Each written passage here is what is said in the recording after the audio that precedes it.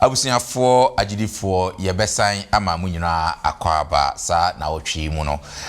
ya hye afe foforo ase ene ye na otwe a etoso mienu wo afe 2024 imu last week na ye share sa addition yase the whole of this quarter no ye no esua enwom ehoma no ye dikan ne wo aye ne dikan no ya hye okwan ye befa so ne akenkan enwom ehoma no sa na otwe mu no atifi asem no osekire ye mpaebo ye behwe dwumadie a enwomto enwoma no edi ewo ye mpaebo emumabo no aye krado mientwe ehumra sisia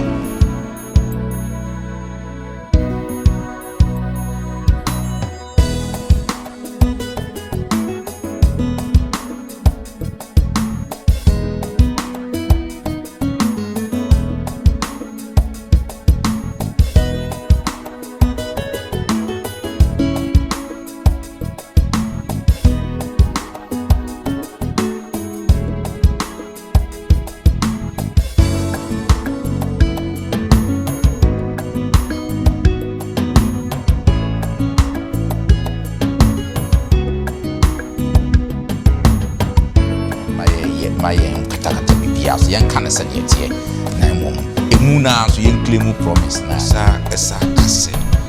brana begie because he did so with me achie say rade minim se wo begie a amama mu nyina behunu se na yesu ba na oye de bo a nipa mo ba nchen na yesu yenye na yafa mo asa nipa yebesan ama mu nyina akwaba na afi ye de nchia sonko nso enam yen agenkwapa Yesu Kristo so de bre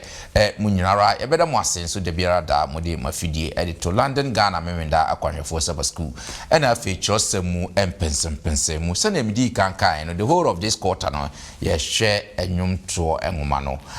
na otwi mu no sonko kra ye ba behwe ose kire ye mpaebo enwomto enwoma no dwumadie be na edi ewo ye mpaebo mu na ye ba behwe ehu adisua maboafo no aye krado ansa no mamemfa asida pese emfa ma aboafo TV adwuma ku a omoboa ye ma de sa adwuma yi ede ko wiase afana anyira de edi kan TVN TV Ghana no kwasam se sa adwuma ko yo maboa ye mpa ye o maso yasne pa ye fite se sa adwuma de yase sa adwuma ko ye efa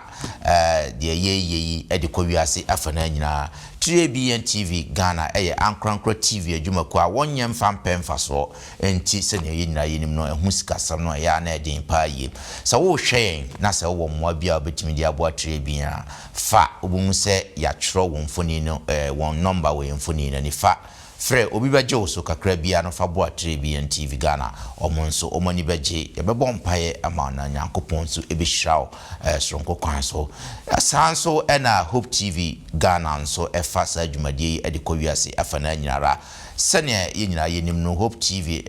de omo ya ne se ye kan nyankopon asama no nso omafa e de akọ wiase afana nyinara ebinom e de won TV adwumadie e de ma ensama sabe entoasumu e de kowiase afana nyinara omo de omse nyankopon asam e no mbe spread e de akọ wiase afana nyinara sara nso na sa wo mo bia pese wo de Hope TV Ghana won se won so one number e de yemfoni na ni fa na frɛ obi nso ebeje won so if you want so aye hwɛ Hans TV nso TV dwuma ko aba foforo kra wo brekum bron hafo mamu o hwɛ wo DSTV channels na obi Hans TV click so obi se saa adwuma ko yi nso omofa wiase afa na nyina afa nyankopon asɛm de hwete efa wiase afa na nyina omso yasene ame edi sa adusua yi ade bro enam se adwuma ko yi ahya ase na afei na ono nso omugina omna nso nti omahia bibi kakra sa wo hwɛ na wo bibi a de beboa sa adwuma ko ya fa won number no frɛ omo na bibi kakra betimi de abo Hans TV no wo de abo mo na nam saye so mo nyankopon so ahirawo ene na me ba me studio hase me ba beyi wo mo ba beboa ma de addition to sumenu yi e de abro badansa na no me nkotie anwumu emfri singing band for sa singing band koyi London Ghana memenda akwanhwefo singing band omo nwuma e de pa ye yiwasum na tie omu wi a de addition no mpense mu ebeto am so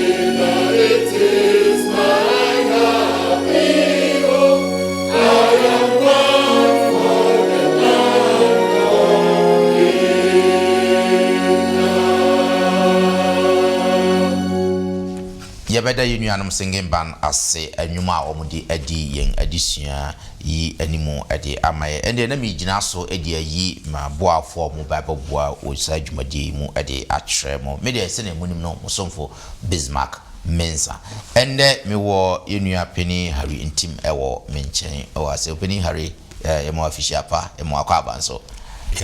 great great abusiafo ho yɛ yeah great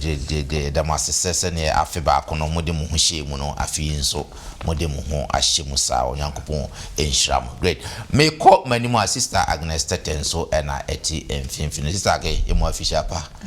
committee great last year ubu adwuma ye said this year so be ma ho kan ma onyankopon de waye adwuma and as say to nsafra wo no so watimi aba na me ko eto no hwan a da Hansen asamoa na eche eto no ana opening hands ya mo akwa great me da say and then so yeto nsafra watimi abase mfa December yen edition for and yen kate ani na me ma opening hands into edition no nhye obade nsa edo wase obade nyame edo wase wo ebribia wo maye ni esese yesua na yetimi aben o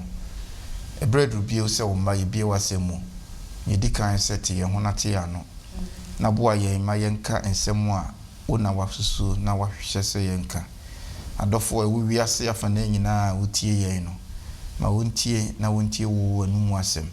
na ye fa mobra hye woni munyam bekasa kire na bekasa maye na bekasa kire wo ma wo wiase nyina ewo Yesu die mu nti amen great yen share enne no ye share we edition to so emienu o si teach us to pray yen empire bo se ne yina yenim no akrisofo bebre se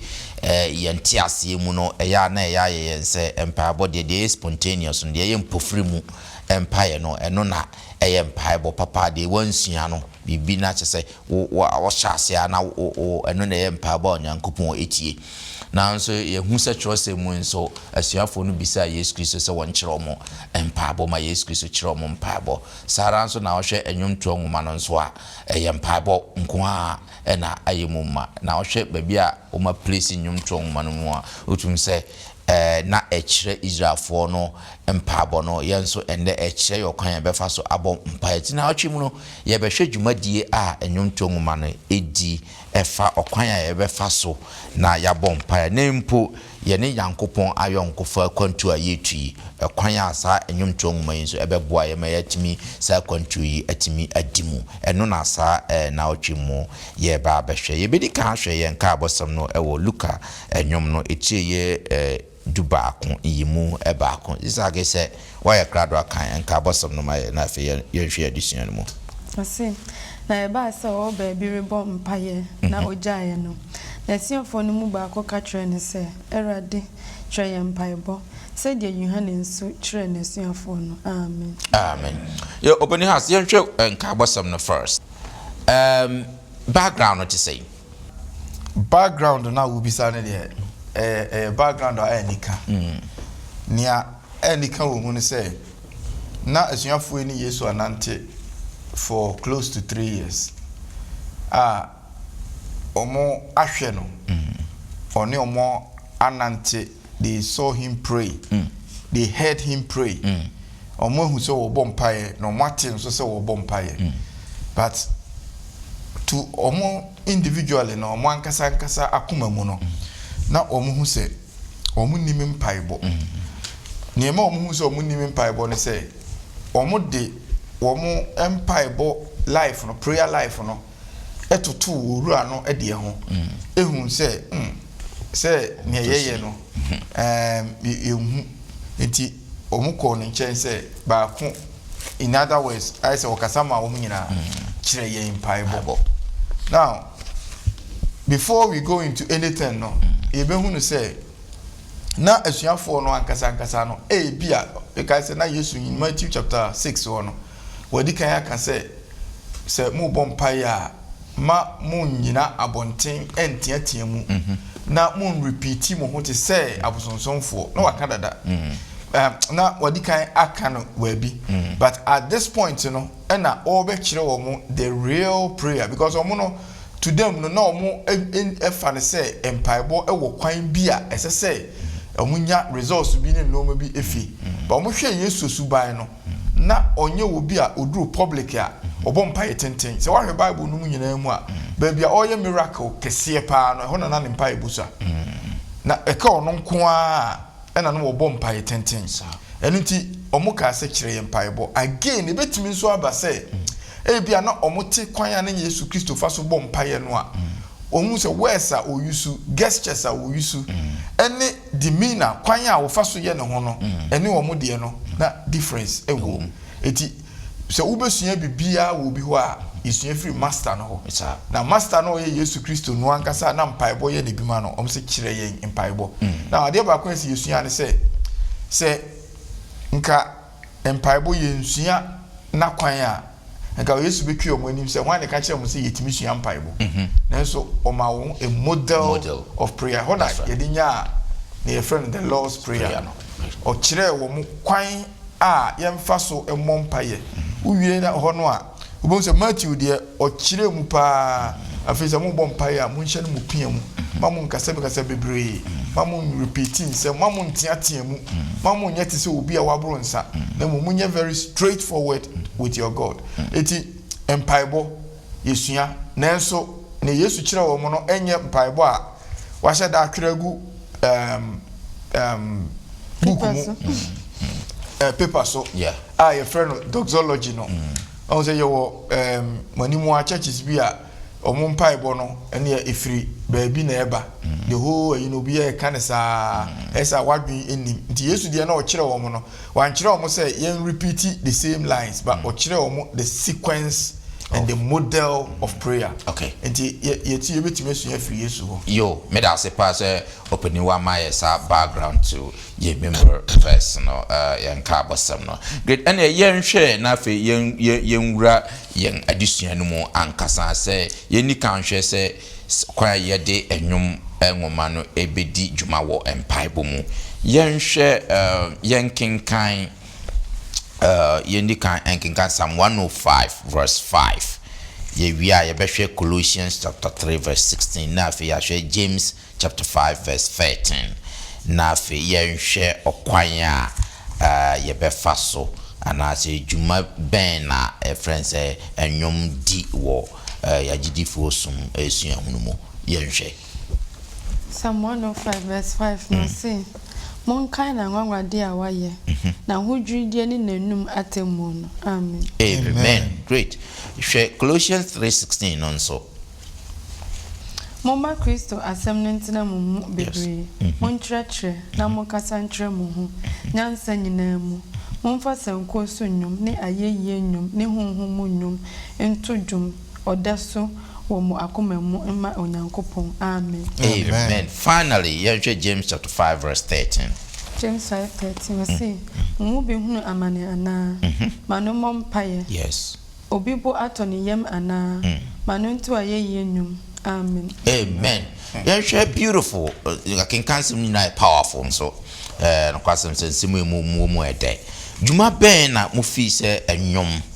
edi wo agidifo yesom suahunu mu ohwe structure na anyamede maye na unse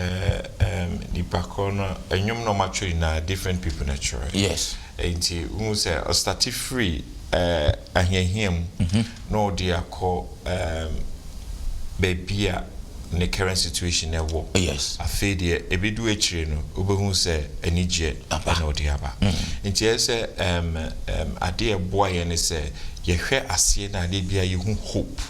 Say no matter how situation be ebe come bia no you better be hope at the end. So no matter how severe the situation is no structure na nyamedia maye no you say hope is always at the end. So no matter the situation no obehu se wunya abotre na utie nyame a yekọ edition anima ebehu se ebi mu ha de wi omo kasa kra no utie se na bebi owo ne nya kra bebe wi akire no bohu se odi anigye no de ka se very fair point in next generation for crowd say they are going to enjoy. That's right. God's work. Great. Me da say opening Harry. Me da say. And after someone say no say e better kwa na sasam ni etimi abaya bro mama na say abenya sunsun so.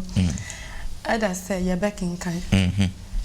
Ebetimi aba say obi obetimi asha say ade akosi. Ebi nso a obetimi ehu ebreko awobom ani ade a ehia say o kan na de bomba ya ma ho. Yeah. Nti say bia me mo ahuyehia mu a nim bia mefa. Say e bia maye bone na me pesa me nyame de popular one some 51 obetimi akan na so odi aye wodi na odi abompa ye. Say sure this ma ankro beta bebrebe say 9 na metimi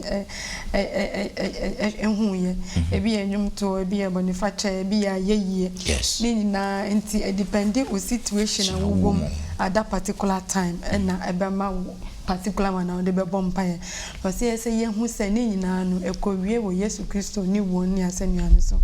se bibia be ye bia se ankosi Kristo so a na it is a ritual be keke. Yes. Nti se betimi anya abrabo mu nsunso so ye se ye hu se mutaye nyina se Yesu Kristo so ono a obewuji ye no so na situation ya ye wom no ye mfa na se obi susu na anim se wo how bi so no so mo e betim so agina so e de aye odiman so e de amasa na great so basa na ye de ye adwuma yo me da say yeah osha so this age can there are a lot of reasons in tia yetimi e de psalms no ana say ye bom paye ewom so wo hwe James 5:13 no a yes or say obi ewa ahokyire mu a onye den omompaye yeah now ahokyire na wo bom mpaye no mpaye no aso ye hunu say psalm no so ye mpaebo and the psalm can also be a prayer for you and as obi ebu atoni yemu a ontonyom enti whether you are using the psalm for ahokyire mu mpaebo and as we use psalm no for anigye mu ahusie ene dwomto na ba mienu bia mede ka ho ene se o se so wo kenkan ye kenkan enwom no a ye nwenwen ho yes let's reflect nwenwen ho na hwe nia e ka on the last week no me ka bibi se last week addition me ka bibi se untimi nkofa David Asaph ana Korah ana Solomon ana Ezra ana Nehemiah omo kiro psalms no ana se omo kiro ye nimo mo no kura ye collections no utimi nkofo omo experience no emfa me ye wo experience wa bra woni nyankopon ni experience relationship it is a me any nyame relationship a na ene David de no ebe correspond na me de aye nea okaye no enti o se ye reflect afei o se ye making kai psalms no na se bibi wo ho na a challenge me status quo ana say madwen mu no bia tibia bia me wo mu no ana false hope on the problem ne say bibia ye fa psalms no a aye say nia ye pa ne say ye dey fight for enkonje ye no sana psalms ni hu no ba bo so obedru psalms no ba bi no obekire wo say awurade me hwe okura me hu oze na ama as a hope bia wo no nse psalm de nka ukomu a you're seeing God working for his people. Yes. But I do baby no psalm no kra no say awurade me hwe wa metumani a me hu ba bia wo na wo he it is say u kan no na say eno challenge o false hope bia o se transe na adwen ho say enye say always na me psalms ni mu a me ba benya ne me pe no ho a but eyi Kristo eni nyankopon e kire. Last one no say motive of prayer no say psalms no some motives of prayer be a supply. Yes. Say adwen bi etaya kira wo dey ba makane bebre say psalms no enye Harry Potter books enye magic books enye say wo ba ya yenku ya tamfo ti wakoto se kan ne aba betwa wo samfo ema na bi psalms no eyi nyankopon Yesu Kristo e kire edi say eyi Yesu kire wo a e kire wo say wo ha wa mane usun no obi ko mu onya ye nyankopon mu gidie se menam owuo apono abom mpo a mensuro boni bi efrise woni me na wo ho ti se menso menam sa ha mu a menso mensuro boni bi efrise oni me na wo ho eti enye se awurade kan psalms no 77 times na ko twere gu mesia kan bi me repeat I will repeat this many times na wa twere gu board so wi akohoro nanom na ko recite we say how many times those things you know for me as a person you know I don't buy it because the psalms is not there for magic psalm no wo say ebi nyankopon ne kesiye ɛne ne tumi akyerɛ yo madam wase ye trust abusia for hegusu kyerɛ ye hwɛ kyerɛ ye mpaebo ye hu dwumadie enwom to no enwoma ne edi ewo ye mpaebo mu na ye nso yen agidifo no ye nsu ehunu ankasa yesom nsu ehunu mu dwumadie edi ewo mu ye nto aso na afi ye nhwɛ ahotoso wo ahohihia bremu sene trust in times of trouble and also abra was enya ahotoso abra yakɔ ahohihia mu no enwom to no nso dwumadie eno nso edi ewo mu ye nhwɛ Psalm 44 se sister ge why krado a ye hwe Psalm 44 kind kakra na ye hwe ne ewo hono mo onyankopon yede yen aso ate yen ajanum aka kyerɛ yen sɛ why adwuma bi wɔ mbreso titi mre no mu wode wonsa pam amanaman na won de udua won yes wobɔ aman na won de utre won mu na enye won ara afena na odinya asase no enso enye won ara nsa na eje won ayimom eye wonifa ne wo basa ne wanim han efise wopɛ won oh onyankopɔn one mehine hye na Yakob nyankwa aranko wo so na yenam sum ahunyehiafo ogu odimu na yetietia won a osoritia yen no so na memfa me ho mento metadua so na mafena ensori nyeme na woji yen ahunyehiafo nsem na wo hye won a watane yen aniwo onyankopɔn mu na yehohoa yen ho damu nyina na yeyi wodin aye da pim nanso watu yen egu na wabɔ yen ahohora na woni yen dom anko uma yedane yen akirikyire yen ahodwanfo na won a watane yen ne fom yen fa wodi yen ma se enwan a wodie na wabɔ yen ahwete amanaman mu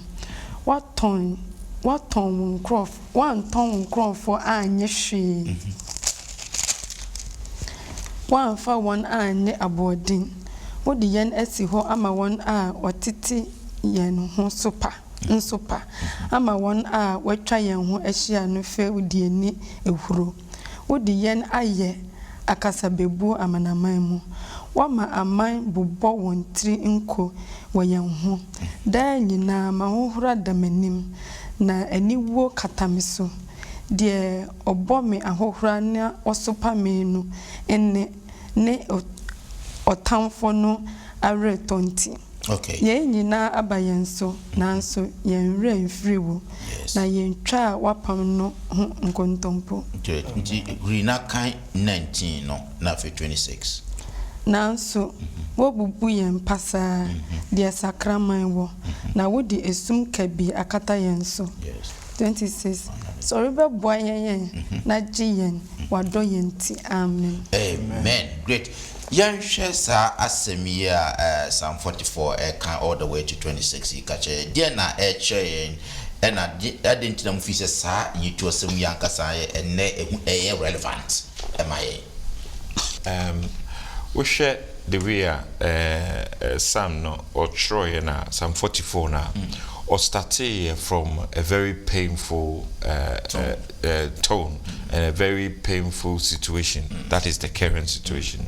And then by the time we be real semika earlier na hope wo but we share na there was a different mood every time be on mutrubia. Na me understanding a bam immediately ni say because Psalms no more no say assembly tono no and are all sure exactly what's going on at that very current situation. And as it's building up no now failure situation is the sano and so osade to what emfatwo to ne pass say ye papa no mo ye ma omo nti nim so betima ya ma me nti wokoso no oka bibia awia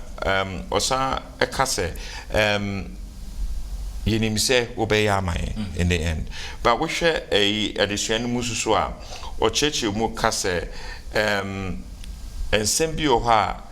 yen as Christopher yen timi nka enti ye kosam ne yetimi read no bi ka se aden na wagya ye ho saa ana se aden na wagya ma ya tamfo sere ye saa I don't think say empire boy you bit my ba sorry them have a some pipe boy but some no mind an example once again a contest I bit me you read ya kokomu crap on yetimi eka na yetimi enya confidence say you read this some not in that way yetimi ba as we can say na I don't know this one say ye messes our point in say yakupon de say can papa nko an we ya you better miss the point of real worship. Okay. So the real worship, they say, and you may be also a situation be a kumwa, and your man kuyi, but we need to express that. That's right. We need to express that. Emma Nyakupona Kasa who say,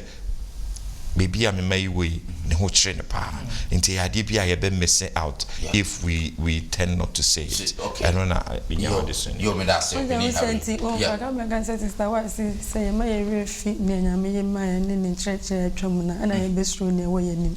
And he said to me draw back from Nanyamia Maya Eboa. And he sometimes when the man can say rade we work for by me like means me hide yes and me can't send it. Well, and he said yes sir my who but they make us say Pastor Siamakas was say embarrass yourself before God send yet and catch a rade when men and do who say your papa can't over rade and I know ye me say manage your boy me a rade and near we ye dear many and rade me born in the specific idea but yeah Christopher meaning say bia slow and I say ferio yent me express it and your feelings here oh say David most of the time be catch a rade I don't know I'm time for how me I don't know but every year no or the asida because on him said debia ayanya mejino sir debia nya mejino nti o kan ho na bobo nyina awia obeyi nyame aye nti sa na ya enso ye because ye nipa ye wo wiase ye de ya ye benya ha we benya amane nya debia na be nwunwu nya debia na be de di senia ya honim kyerɛ no yanka ne sa ba wie ye no ya ma nyame mu gidie ni na ye yie enadi yo amen Psalm 44 yeah you can ye on the topic no say trust in times of trouble Korah emano a omotwere osa psalm we no we are part of the post exilic psalms no time exile no echi a omo ebae no e no omotwere oye enti no wo hwe normal na omo komu ahokyere na aba ene amane a ato omo a ena na omo twere psalms we say yehu say ye gyanom eno mo fa mu nyina no awrade wo gye wo mo na se say ye nso it looks more like say Korah manu ano omo twere psalms we no it is Daniel chapter 9 Daniel na ono bone no a ede omo ko eza no say ye kan nipa famu a na nka wonka ho but okay od ne ho si wo say yen ye gyanom ne ye gyanom nyina ye bone awrade tie yen so this psalm is about say sometimes any agika no enkoye but we need to be very real but obey you're real with somebody wanting in the relationship that is where assembly nyina won yentimi nyame em say yenim nyame in a very halfway I say we have half truth about the God we serve me ka ho bi also ka ho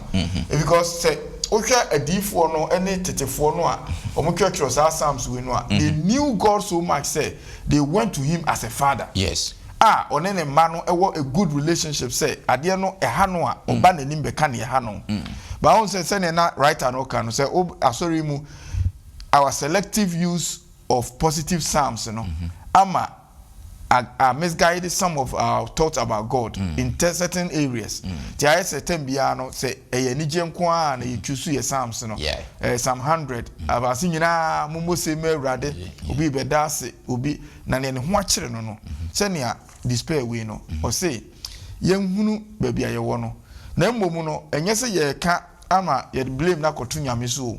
ye ka akere ba bia ye wo se owie ye no hope na hurricane no the hope is that verse 26 Psalm 44:26 no o say any awrade ye den ye ntem na beje yen that is the end result say uhunu ba bia wo no a na woni omunya sa experience na ofre yankopon e wo anida so mu say onye ntem emejo sana great medamwase abusiafo yegusuara ye hwe enwom enwoma no adusun etoso amienu ose kire ye mpaebo ye hwe dwubadi a enwom enwoma no adi ewo ye mpaebo ani ye Kristo somu suahunu mu na yegusu a ye hwe na fe ye hwe abasamtuo nwom bi sa nwom tuo no se na mo kana abasamtuo die bi nso wo mu a eno no se na no ye nta enhwe ho asem ye but ye hwe Psalm 22 just Psalm 22 verse 1 no na fe 22 verse 1 na fe wura kan 22 no so na ya hwe de ewo hono mo minyankopon dent na waja misu a misu mi frewo ne mi nkwaje ntamware 22 ni si mebo wodin matre minuanu mekamfo asafumu amen amen and to starting now say my God why have you forsaken me like this sound something for us nti DNA bitimi asua free we sound so obia sabe wakwa hunyanya mu ana so why despair ana say office ne ma nkoye ma na say nyame afiri na chi ye be faso okwan be na be faso trust nyankopon in terms of time wa to say all expressi wakwa hunyanya mu nso na ofre nyame that's sa expression say why have that forsaken me you say Jesus Christ you see the same expression so Psalms no so am you who say going by the structure now the mind am you to me freely express ourselves that's right with God you say you need a good relationship easy for us to do that but you say yeah catch no so yes I will hope and until you catch and say why have you forsaken us yes and to see we hope with you and say at the end of every hope yeah he restores us to the level you per se and you share 22 no to say you mention you do be 6 or you should wear the bio English no ka say na me make say me nipa na because why you be ama me papa no or say am I but a worm using the English say just say me de me nipa na wonte me ne aba obi ti sa kasa na baka say bia said you need Yankopon kasa na mpaye die because we so did Yankopon atem but Psalms nature say we need to express how we feel and no say yentimi express we will miss the point of worship that's right so very important say you betimi express it now no matter how the expression with respect ni nim say Yankopon would always deliver but Psalms said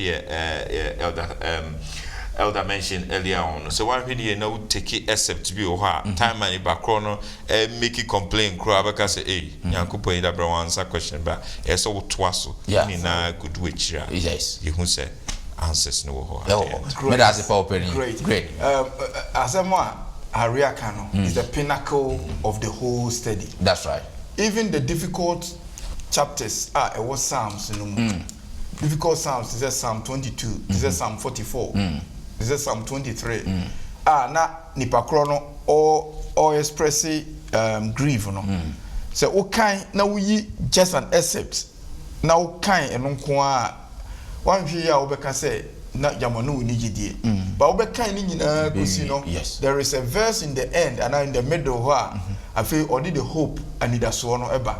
till we are no ja pen nyina menyankopon awrade ne ye ntem na ye benjamin awrade mi ja open ma awrade mi nim say wo na wo betimi aye Psalm 22 eye emra na David adru ne weight point yes na onim say afede wawu kese na sojafo no kan history no na so e de sojafo atata no akodu state bia ba bia wadru no yes ke twa ba bia owo ni hu nyina ahia ye de nkrabre no say ba bia owo no so sojafo so nkrofo no apin omo a we are already captured enti oni enidaso bi abie na obisa say awrade major adenti na wapa me yes and Jesus was directly quoting David. Emra na osen ase nuano so no. Same words. Na oka ye no so we 20 22 na o de ka ho no a on say or say mebo wudin e wo amanaman mu yes that time no on free born mu dabi na odaso wo ho but asem no woka kono no the comfort of answered prayer it is a wo sua psalms ye mimi sua psalms and ese mi sua ne say aho kire no mu mpaibo no yenwie enkonya anse abeda nyame ase you claim the answers from God say minim say ade no minim ba bia mwa no be firi abade esu memo mani so na ma kire akire mepo no hefa na memo no be firi aba na memo no no anza say memo no firi hefa asafo urade at that time no obi say question say memo no be firi he na aba but ono anim say memo no be firi asafo urade ho enti urade esan say be firi wonti mebo wudi akire amaman na say owu wo ho a na gya no ade na wa power me owu obeda akobo ne din but owu ni da so say this time too will pass. Yes. Another difference is what 44 and 22 ni say 44 no Quran man na kiroye. They were writing it for congregational purposes. That's right. Do you hear word na we oja yen why yen say yes yen say it was about the whole church and the whole nation. And I know what neighbor Psalm 22 was an individual despair psalm. So won kwa or how no aba. Ya be kan kire wo say why you say. Ya kasa yade we ato. Unkwa wote ho na wusu wote ho ani abefre o maame ewu papa ewu ana se bibi we unya sika ntua dan ne ka ufi ewure etu o mayare na wonkwa wote ho a it is Psalm 22. Yes, this is an individual despair but in the end Erade mebo wudi akira mamai so it is hope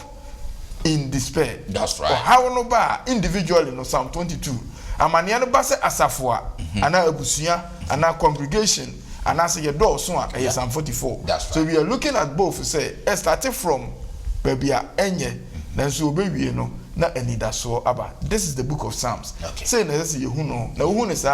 you don't get disappointed. Yeah. Never. Nti hom say Christopher ni kwa say de bia ye bo ebubu but say o how bi ba yeso a e say yen kasania ye tien training me no no bebe mama ye nti won say o ma ye leader so bebe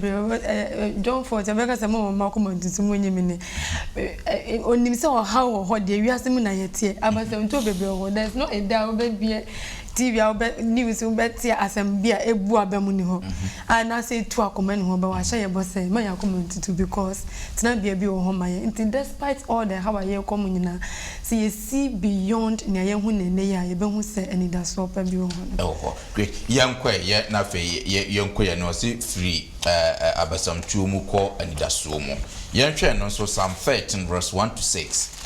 Psalm 13 verse 1 to 6 and ye dikan akano ye nhwe se wo free abasam tuomu na fe wakọ anida so mu no so ye hwe se ne anwontuno no etro no ho no mo o erade enkosi da ben orebe fi mi da odi wani ben hintame akosi da ben enkosi da ben na meni minni mikra mu ya na ade chi a areho entina makomam metamfo ahohra metamfo enhura meso enkosi da ben hwe na gye meso erade menyankopon ti mani na mana wowo na metamfo ankase metumi no na se mihinhima mahunhiahiafo ani ahusie medie mani da wadoye so makoma bedi onkwaje ho ahusie meto erade dwum se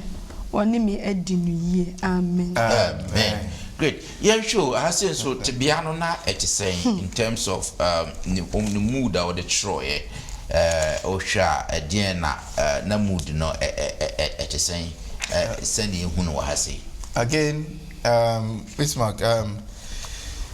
it's so beautiful. You share the Spurgeon selection of Psalms and you say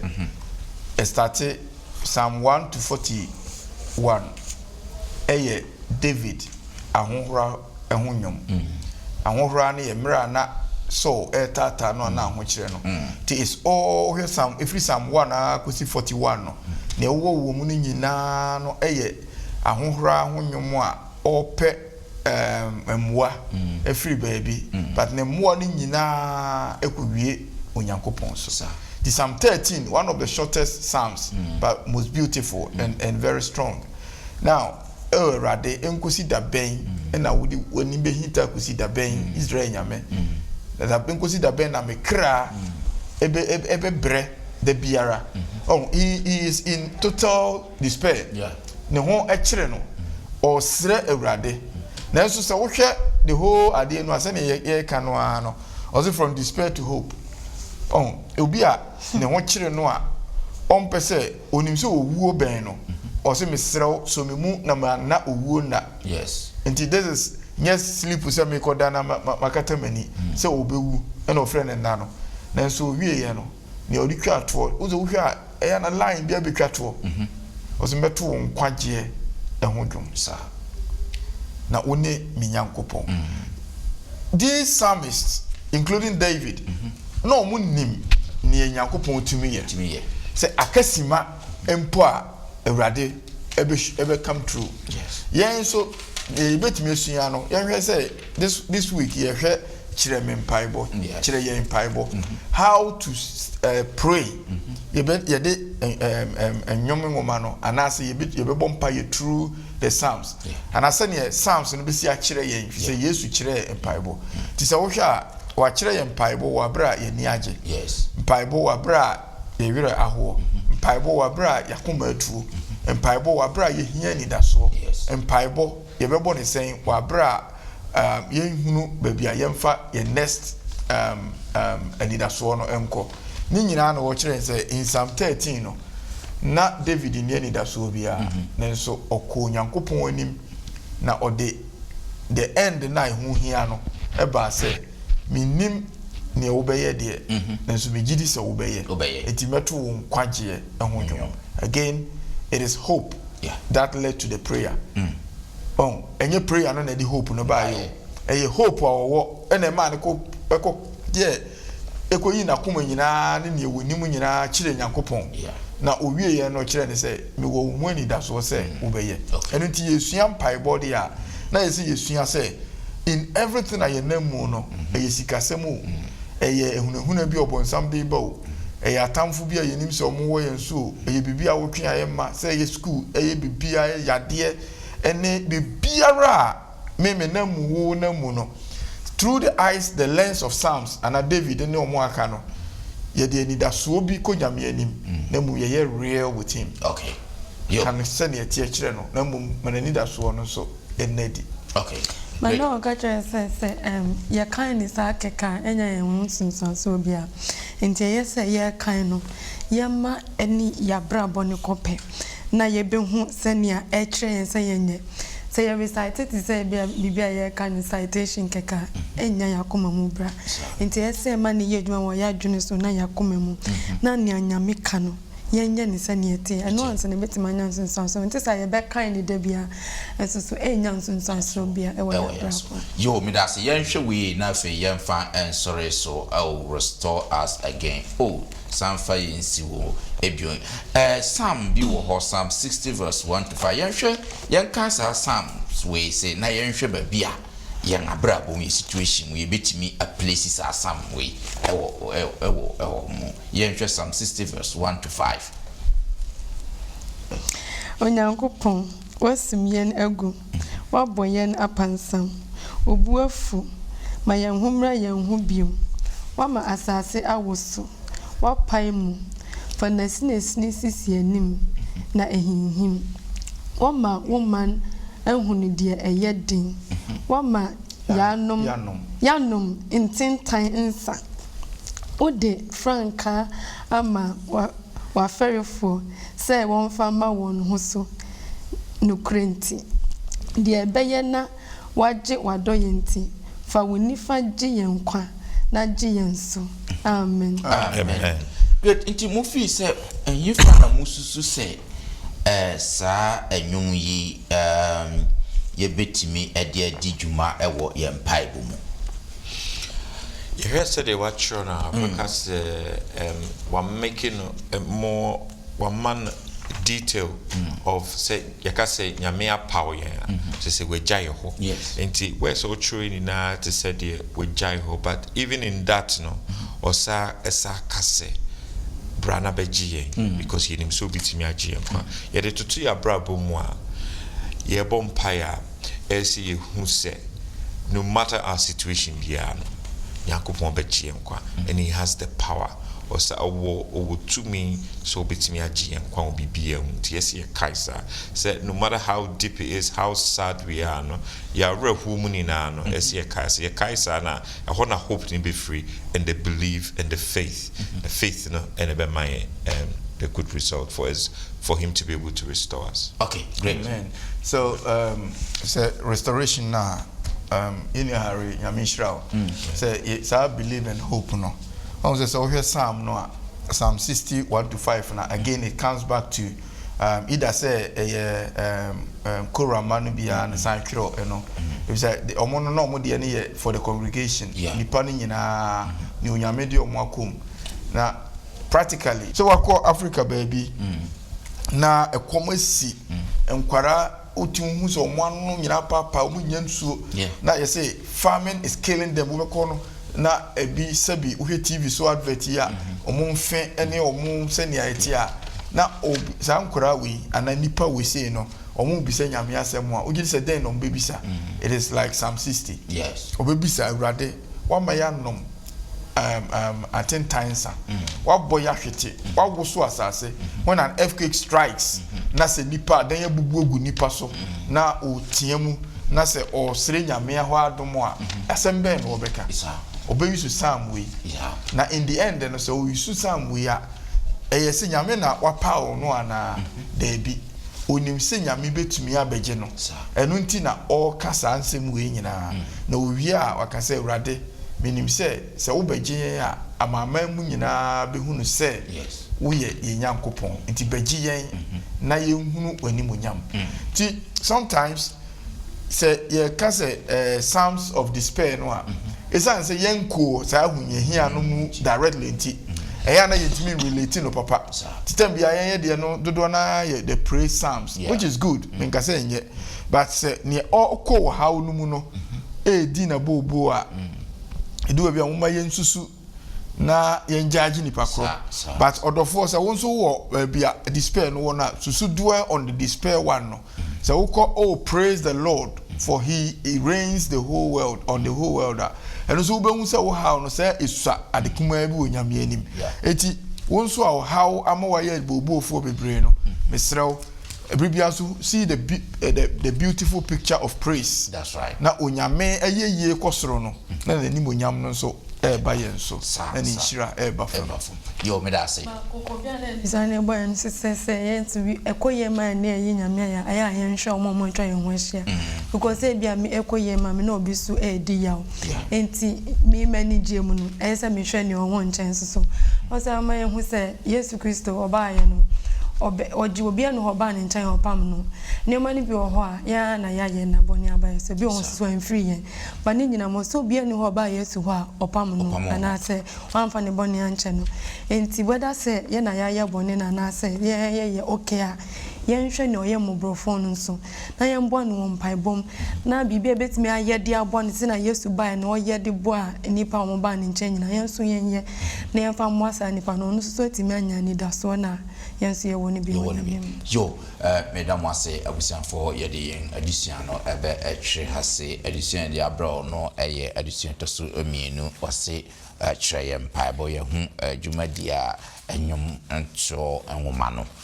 edi wo yen Kristo ye mu ene ye mpaibo mu na afi yensuan hu mu ene biaya enyum no bi wo ha ye nto no ene sane ye tonso a ye nto no mfa ba bia wase ye express yebisa Nyankopon asem no yembisa nasem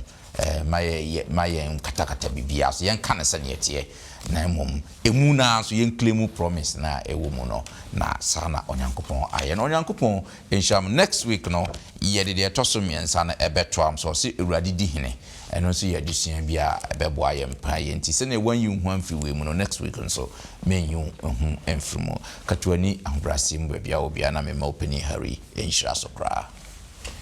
Emompa Erade ye dawase so ama ye ekwan si yentimi ne embonkomo na ye bonkomo no so na ye sua de so ne ye sa chira de There was bebree all this equipment and devices out there. Emma was some quite chichi. There was so a boy who buying 1 million qua. Yes, so silver coso.